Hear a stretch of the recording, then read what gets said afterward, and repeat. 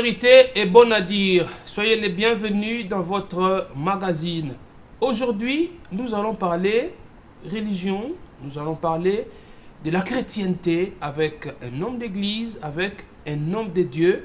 Il s'appelle Daniel Harris Linjanja. Il est pasteur de l'église de la Borne, extension de la Cité Verte, ici à Kinshasa. Bonjour pasteur. Bonjour. Alors, pasteur Harris, Daniel Harris, acceptez-vous de nous dire la vérité, toute la vérité et rien que la vérité? Oui, j'accepte. Voilà. On va parler de la mission. La mission, un thème qu'on n'exploite presque plus dans beaucoup d'églises. On dit que vous, les pasteurs, vous voulez le luxe, vous voulez rester dans vos églises où vous êtes devant vos fidèles, mais vous ne voulez plus aller vers les païens, vous ne voulez plus aller en mission pour gagner les âmes. Je voudrais d'abord que vous puissiez nous dire qu'est-ce qu'on entend par mission. La mission, c'est cet ordre que le Seigneur Jésus nous a donné, bien entendu, à la fin de son ministère terrestre, dans Matthieu chapitre 28, verset 19, où il est dit « Allez, faites de toutes les nations des disciples ». Vous voyez? Et c'est un ordre du Seigneur, les théologiens l'appellent la grande commission, et un ordre que d'aucuns doivent considérer avec beaucoup de sérieux s'il se veut être disciple de Jésus-Christ et de surcroît serviteur de Dieu. C'est cela la mission. Voilà. Donc c'est quelque chose que Dieu a donné, c'est un ordre que Dieu a donné. Évidemment. Mais qui peut effectuer une mission? La mission du Seigneur doit être effectuée par ses disciples. Tous ceux qui se reconnaissent comme disciples de Jésus-Christ, j'entends par là tout enfant de Dieu, tout celui qui a reçu Jésus comme Seigneur et Sauveur de sa vie, toute personne qui a pris la décision, la résolution de marcher selon les voies du Seigneur, toutes ces personnes-là sont concernées par la mission de Dieu. Est-ce qu'il est vrai que seuls, parlant des ministres de Dieu, est-il vrai que seuls les apôtres sont des véritables missionnaires? C'est eux qui sont appelés à aller un peu partout en mission, ou un pasteur, un évangéliste, un prophète, un docteur peut également être un missionnaire? Alors, s'il faut considérer la mission comme la part des apôtres, nous dirons que tout chrétien né de nouveau, marchant en nouveauté de vie, est un apôtre. Parce que le Seigneur adresse l'ordre de la mission à tous les chrétiens. Et puisque la mission, comme on voudrait la circonscrire, on accorderait à l'apôtre. Donc, tous les chrétiens sont des apôtres. Parce que tout chrétien, vrai chrétien, est appelé à faire la mission. Tout chrétien. Comment ça? Sans exception. Vous dites que tout chrétien c'est un prédicateur? Il ne faut pas confondre prédicateur et missionnaire. Oui. Voyez-vous, le prédicateur, c'est celui-là à qui Dieu a adressé une vocation pour le ministère de la prédication de la parole. Et le prédicateur peut être pasteur, il peut être apôtre, il peut être enseignant, évangéliste, il peut être prophète. Vous voyez, ça c'est un prédicateur, c'est celui-là qui donne des prêches à l'église et dans tous les cadres dans lesquels il peut avoir une opportunité pour adresser une prêche, une prédication. Oui. Mais quand nous parlons du missionnaire, parce qu'il faut comprendre la mission, ce n'est pas aller prêcher dans des églises. La mission, ce n'est pas aller donner des prédications ou des prophéties, de ceci, de cela. Non. La mission, c'est aller et faire de toutes les nations des disciples. Et cette tâche-là est confiée à tout chrétien, même celui qui reçoit Jésus maintenant là, comme Seigneur et Sauveur, à 1 minute de sa conversion, est appelé à gagner d'autres personnes à Christ et à la rigueur, former ces gens-là pour qu'ils puissent devenir des disciples de Christ. Donc, à vous entendre parler, pasteur, est-ce que apparemment la mission, c'est pas forcément le fait d'effectuer un voyage, de quitter, je donne un exemple, un coin donné, vous quittez Kinshasa, vous dites je vais aller gagner les âmes à Kassangoulou. Est-ce qu'un chrétien qui est ici à Kinshasa, il peut obéir à cet ordre de la mission en restant à Kinshasa ou en restant à Brazzaville, au Bas-Congo, ou au Congo central ou dans une autre province?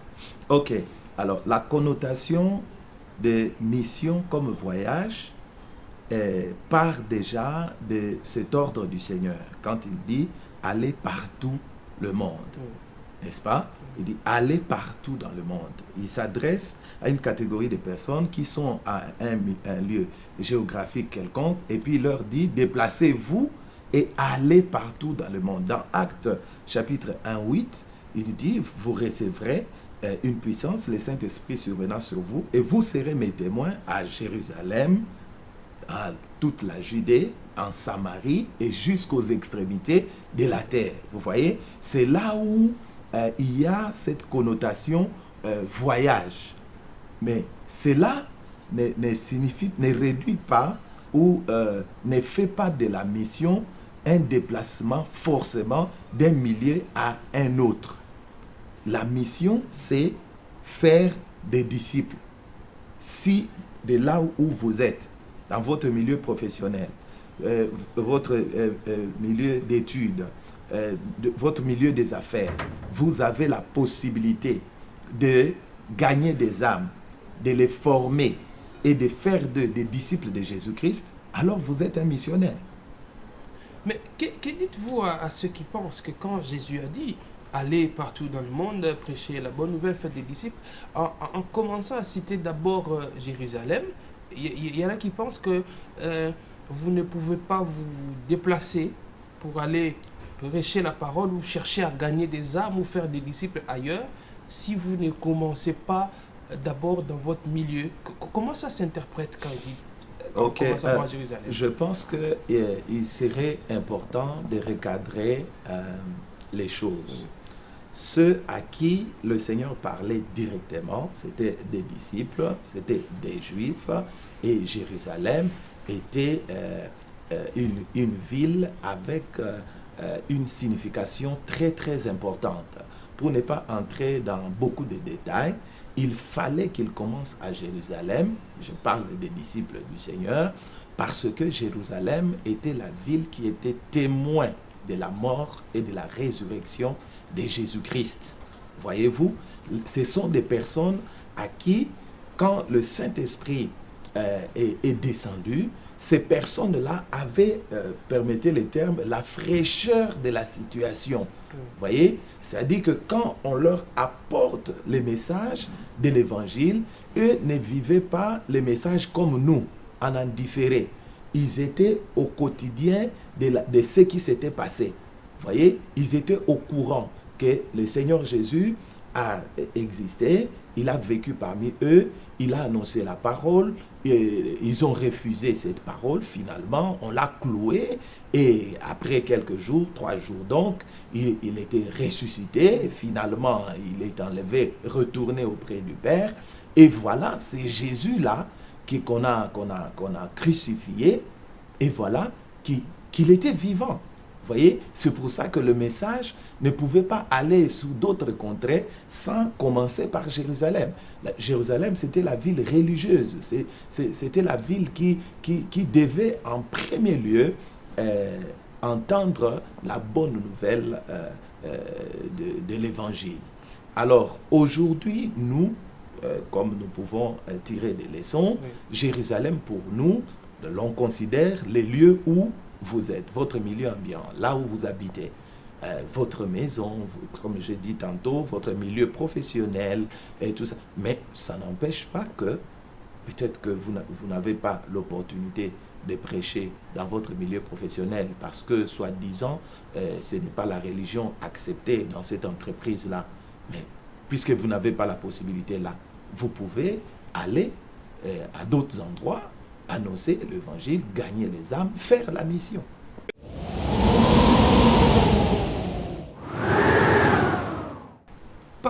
maintenant de la mission telle qu'elle peut s'organiser au sein de l'Église. Au sein de l'Église, vous êtes pasteur, vous dirigez une Église. Comment la mission peut s'organiser au sein de l'Église? Il y en a qui ont des départements, des missions ou des missiologies, et ainsi de suite. Mais comment ça peut se... Est-ce que toutes les Églises devraient avoir soit un département, une commission, quelque chose d'assez particulier concernant la mission? Évidemment, parce que l'Église, c'est une organisation. L'Église doit fonctionner avec des structures qui s'occupent de tel ou tel aspect de la vie de l'Église. C'est l'idéal que dans toute Église, il puisse avoir une structure, selon qu'on l'appellerait un département, une commission, et ainsi de suite, mais qui se charge de la mission. Et là, il faudrait bien comprendre les choses, parce que c'est là aussi qu'il y a un problème au sein des églises.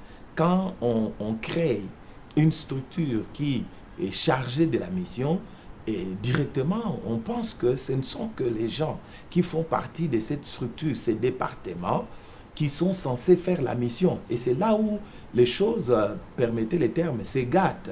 Parce que vous avez une église de 4000 membres, 200 membres, 100 membres, et la structure ne compte que 50 personnes, dans d'autres églises, 10 personnes.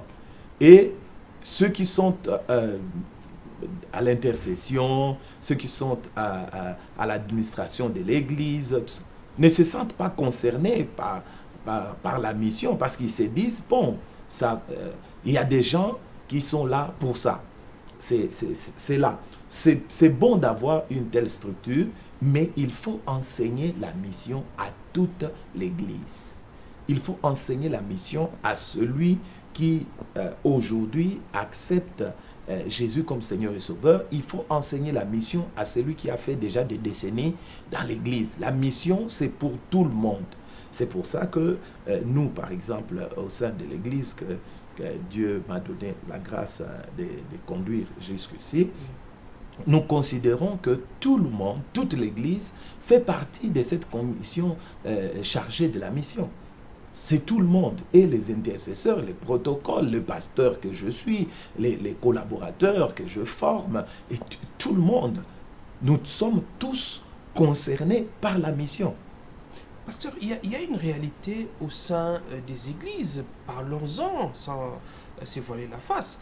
On a constaté que dans certaines communautés, quand il faut envoyer des missionnaires, on s'est dit, il y a par exemple une partie du territoire qui n'a pas encore reçu l'évangile. On dit, il y a un tel village, dans telle province, il n'y a pas l'évangile là-bas, il faut aller enseigner la parole, il faut aller chercher à gagner les hommes et faire des disciples. On va prendre les frères, tout ça, on leur donne du sucre, on donne tout ce qui a à aller en mission. Mais les jours où on décide, par exemple, d'aller évangéliser dans une zone en Occident, c'est le pasteur, le visionnaire lui-même qui va partir avec maman pasteur pour aller gagner des âmes là-bas. Pourquoi c'est là? C'est malheureux s'il y a de tels cas au sein des églises. Personnellement, j'avoue que je n'ai pas encore vraiment rencontré cela dans des églises que je fréquente, et particulièrement au sein de la Borne Cité Verte, l'église que je dirige par la grâce de Dieu. Si vous arrivez aujourd'hui, vous posez la question, votre pasteur, il s'est dit missionnaire, où est-ce qu'il voudrait aller? On va vous dire, le pasteur aime être à l'intérieur du pays.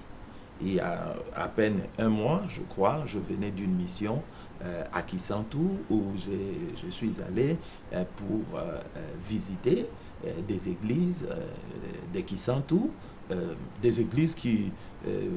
il y a des églises qui sont de notre communauté, donc la communauté des Assemblées de Dieu.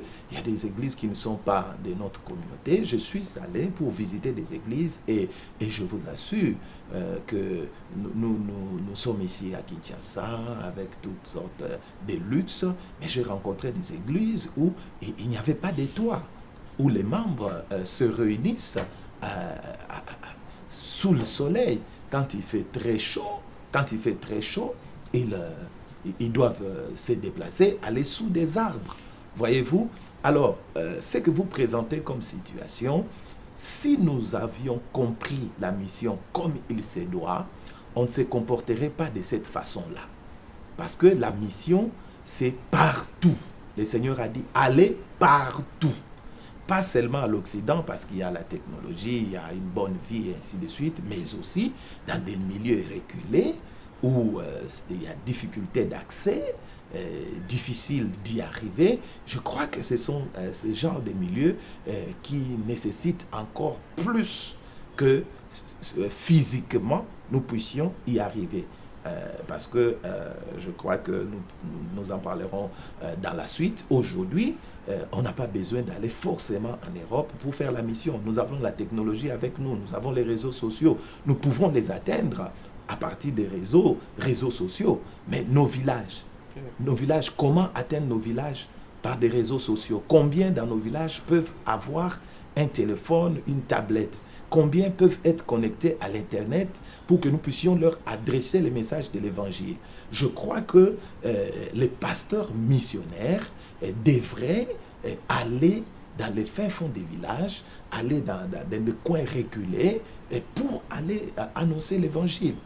Donc s'il y a encore de nos jours des ministres de Dieu qui préfèrent aller peut-être en Europe, en Amérique et autres. Bon, je n'en disconviens pas, je ne suis pas contre cela, mais je pense que nos villages ont besoin plus encore du Seigneur.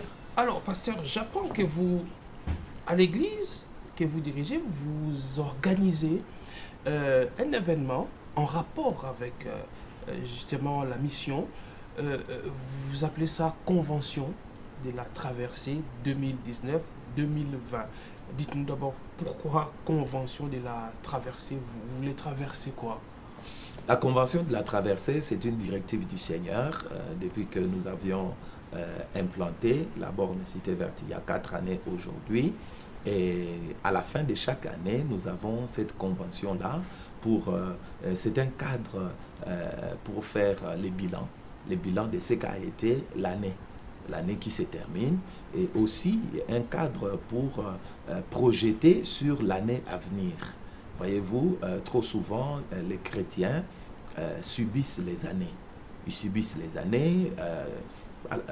31 décembre, 1er janvier, on lance des slogans, on scande des choses, et quand l'année commence, on ne sait même plus qu'est-ce qu'on a dit au 1er janvier. Et puis on va vivre comme ça, on arrive à la fin de l'année, on vient scander encore d'autres slogans.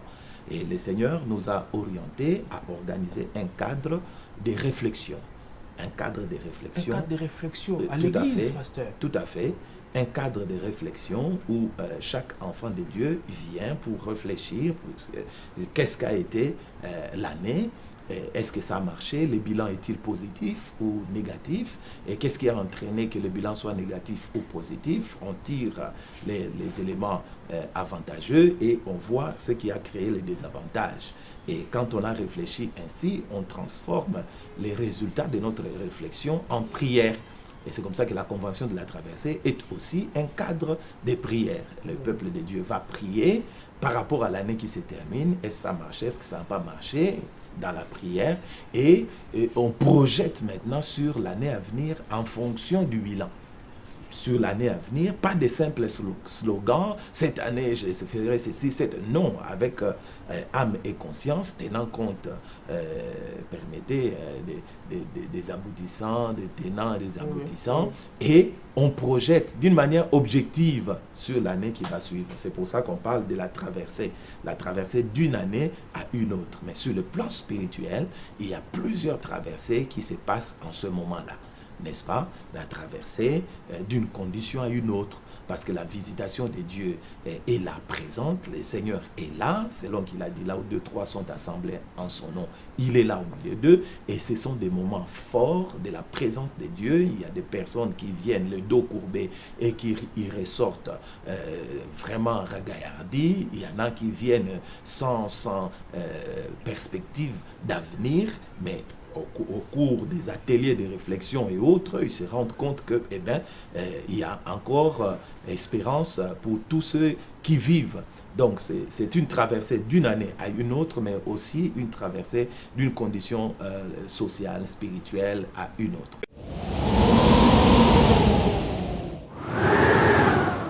Le thème choisi pour cette convention, c'est la mission jusqu'aux extrémités de la terre. La mission jusqu'aux extrémités de la terre. Pourquoi le choix de ce thème? C'est-à-dire, vous voulez sortir du Congo, vous voulez aller jusqu'en Sibérie, vous voulez aller jusqu'aux extrémités de la terre, ça veut dire quoi? Alors, je voudrais déjà vous dire que le Seigneur nous a fait grâce en amenant les extrémités de la terre vers nous. Comment ça? Oui, les extrémités de la terre sont venues vers nous. Ce sont ces Chinois, ces Coréens, ces Indiens qui sont venus jusqu'à nous. Le Seigneur nous facilite les choses.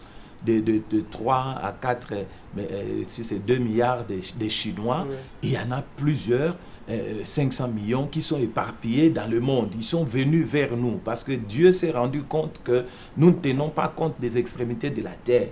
Les pasteurs sont devenus des sédentaires. Plutôt que d'être des nomades, nous devrions implanter comme les apôtres ont fait, allant de lieu en lieu, à l'exemple de Jésus-Christ lui-même. Mais il s'est fait qu'aujourd'hui, quand nous implantons une église, le pasteur Linjanja implante la borne Cité Verte, eh bien, il se concentre sur la borne Cité Verte, ça doit devenir une église de 5 000 fidèles et tout. Il se bat pour construire un temple, il modernise les choses, et ainsi de suite. Et puis c'est tout. Nous n'avons plus les regards tournés vers les extrémités de la terre. C'est comme ça que le Seigneur, par le moyen du commerce et par le moyen de la mondialisation, a ouvert les portes aux extrémités de la terre pour venir jusqu'à nous. Et pendant la convention de la traversée, nous allons traiter de ces genres de sujets. Comment prêcher aux Chinois qui sont là? Vous pouvez vous rendre compte que les Chinois parlent lingala aujourd'hui, mais combien d'entre nous ont fourni l'effort d'apprendre les Chinois pour prêcher la parole de Dieu à ces Chinois qui sont dans nos coins de rue, et ils sont là chaque jour dans leur boutique, vous voyez? Donc la mission, nous devons revenir à la pensée première du Seigneur.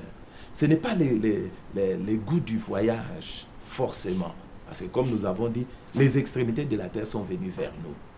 J'ai parlé du cas des Indiens, des Chinois et tout le monde là qui sont venus jusqu'à nous, mais aussi au travers de la technologie que nous avons aujourd'hui.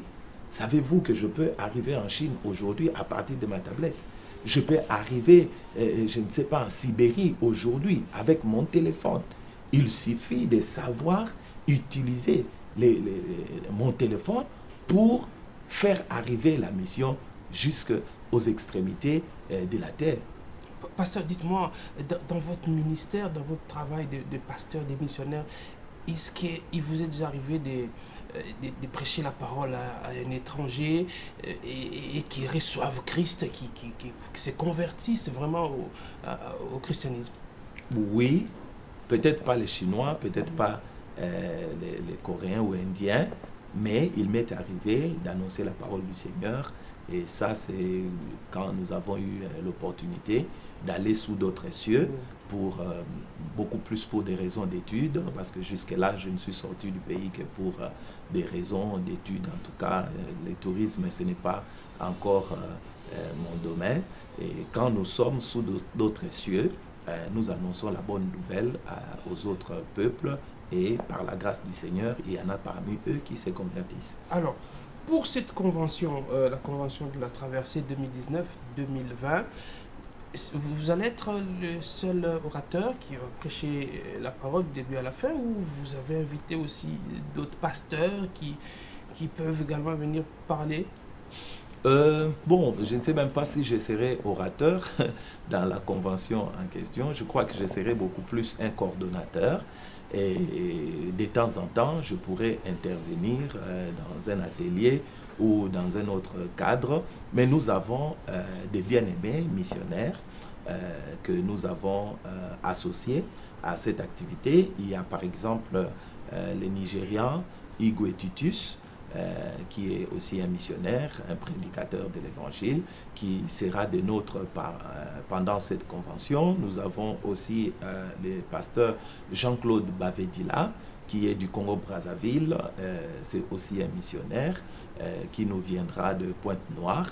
Et nous avons le pasteur Anthony Kinzo qui est de Kinshasa, de Philadelphie, Gombe. Il y a aussi le pasteur François Nzengu qui est missionnaire et qui dirige une église des Assemblées de Dieu, une extension de la borne à Kisantu, qui sera aussi avec nous, et bien d'autres prédicateurs qui, comme moi, interviendront dans des ateliers et coordonneront des débats. Vous avez parlé d'Anthony Kinzo, il n'est pas plutôt dans la politique, il est pasteur aussi? Il travaille aussi au niveau de l'administration. C'est lui le DG de la NAPI. Oui. Ben, c'est un prédicateur de l'évangile, c'est un missionnaire. Et comme vous avez dit tantôt, on peut être dans son bureau et faire la mission. Il y a multiples façons d'aller en mission. On peut être mandataire public et pasteur. Oui, on peut être mandataire public et pasteur et un vrai pasteur. Voilà. Alors, ça sera quand la convention de la traversée? La convention de la traversée commence déjà le samedi 30 novembre 2019 et elle va s'étendre jusqu'au dimanche 8 décembre 2019. Alors, dites-nous un peu comment les choses vont être organisées, parce que tantôt vous avez dit que ça sera également des moments de réflexion. Hein. Bon, il y a un moment donné, réflexion, religion, Bible, on ne voyait pas trop là où ça pouvait marcher ensemble, mais vous parlez quand même de la réflexion à l'église, c'est-à-dire les gens pourront se poser des questions, ça ne sera pas « il vient, alléluia, amen », mais ils seront appelés à une introspection, tout ça. Comment ça va se passer quand vous parlez de moment de réflexion? Vous parlez également d'ateliers à l'église. Oui, bien évidemment. Moi, je crois que les cadres de réflexion, le meilleur, c'est l'église. Parce qu'à l'église, nous avons la parole de Dieu qui est là comme base de toute réflexion. La parole de Dieu est là pour nous orienter dans notre réflexion. Et là, dans la Bible nous demande de réfléchir. Voyez-vous? Et dans la convention de la traversée, il y a plusieurs modules qui seront organisés. Il y a la session matinale qui sera vraiment un moment de prière le matin, 1 heure du temps, de 6h à 7h.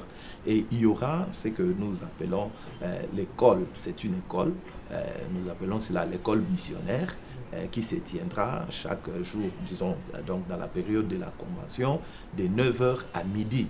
Et c'est là qu'il y aura des enseignements.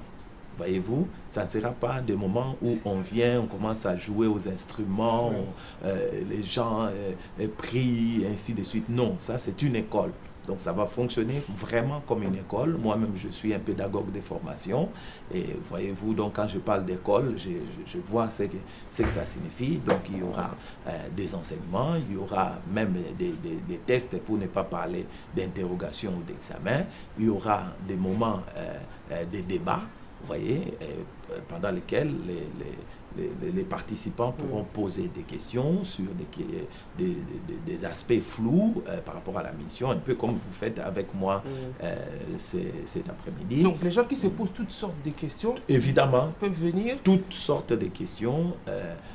Donc, même les questions qui fâchent, vous-même vous le dites, hein, toute vérité est bonne à dire, même les questions qui fâchent, même les questions, en tout cas, toutes sortes de questions. Il y aura des moments d'atelier où nous posons des questions et nous envoyons des gens à la réflexion.